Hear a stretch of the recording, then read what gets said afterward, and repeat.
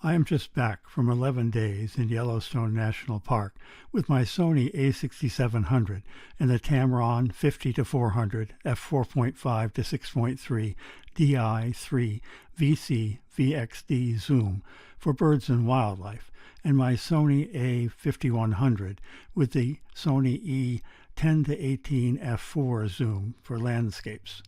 The only changes I made to my standard modifications to program mode for birds and wildlife was to switch animal-bird subject recognition to animal priority instead of my customary bird priority, as most of my wildlife photography featured the larger animals of the park.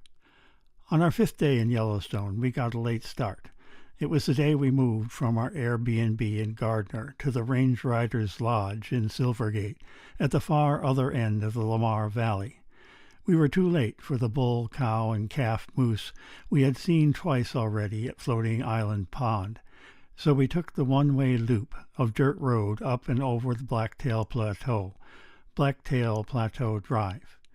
We got just about to the crest of the plateau when we came on what is called a Yellowstone jam. There are bison jams, bear jams, coyote jams, pronghorn jams, and very rarely a wolf jam, when wildlife is being seen from the road and a single car turns into 30 or more off the edge of the road with people milling about with spotting scopes and cameras and cell phones. This one was odd in that Blacktail Plateau Drive is what we would have to call a byway rather than a highway, and, compared to the paved roads of the park, not well traveled at all. Even stranger, it turned out to be a wolf jam. There was a fresh elk carcass that turned out to be only about 40 feet from the road, just over the brow of a small ridge and out of sight from where we found a parking spot. And as we watched, 2 wolves came out of the sage to worry it. One a big gray female, and one a sleek black male. The gray was on the carcass first, and for a while after, while the black hung back. Eventually the gray turned and headed back down the draw, halfway between the road and the ridge above, passing by us at about 70 yards. That's extremely close for a wolf. I took way too many exposures with the Sony a6700 and the Tamron 50-400 zoom as it passed, and then as it climbed up on the ridge above to look back at its mate, who was now on the carcass. About 10 minutes later, the black had had its full and came back down the same draw past us, even closer. I actually had to zoom out a bit to keep it in frame. Again, way too many exposures as it passed. This time, though, the black did not climb the ridge. It met its mate, and both of them dropped down to the road and proceeded to amble right down past the parked cars, within a yard of the people inside, and within 20 yards of the people on the rise above the cars. Pretty amazing. Totally awesome. We did not wait for the wolves to return, but continued on over the plateau in search of possible moose and whatever else we might find. When we got back to the paved road near the petrified tree turnout, we had not seen much else, so we decided to go back to the other end of Blacktail Plateau Drive and to do a second loop, just in case there were wolves on the carcass again.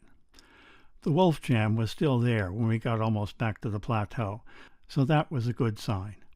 But there were no wolves. There was a crowd of 15 or more people on the rise across the road from the kill, and I decided to slowly climb up there, slowly being the key word here, as my 77-year-old heart will not allow for more.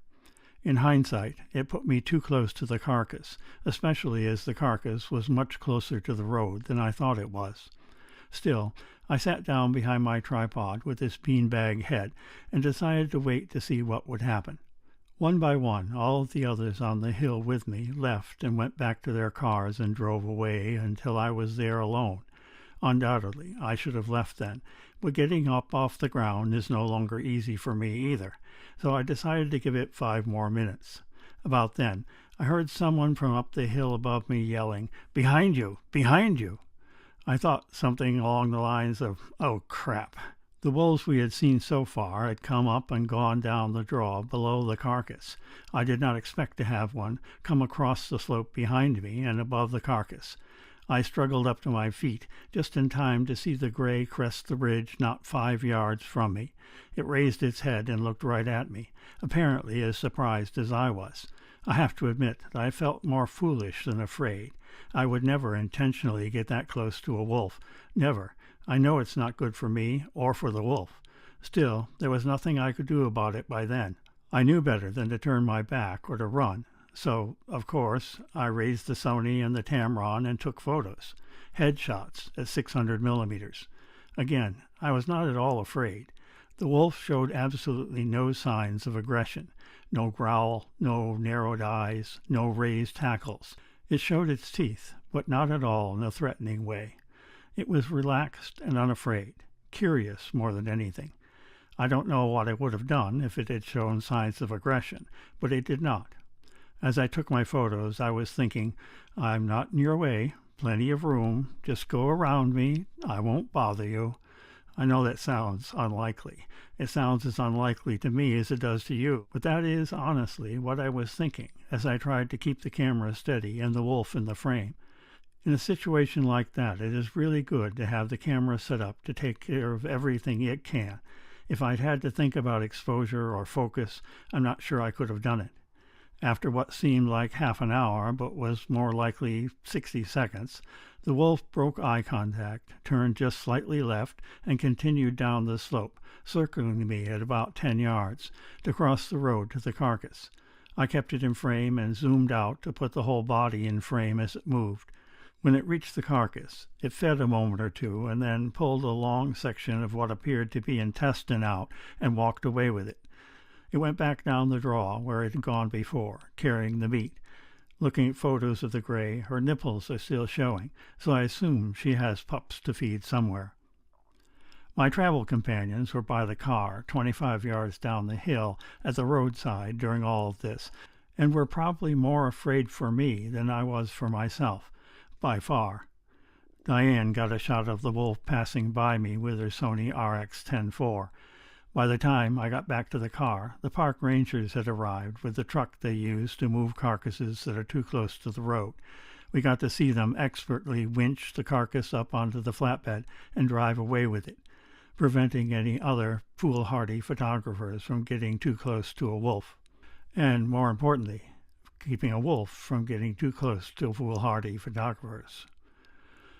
That was certainly an experience I've never hoped to have, even without the second installment, one I would never intentionally have attempted, and one I will certainly never forget. And, thanks to the Sony a6700, my trusty bird and wildlife modifications to program mode, and the Tamron 50-400 f4.5-6.3 DI3 VC VXD zoom, I have the photos to remember it by. For more on my bird and wildlife modifications on the Sony a6700, see the link in the description below. And watch this space for more bird and wildlife adventures in Yellowstone, Maine, and Costa Rica with the Sony a6700 and the Tamron 50-400.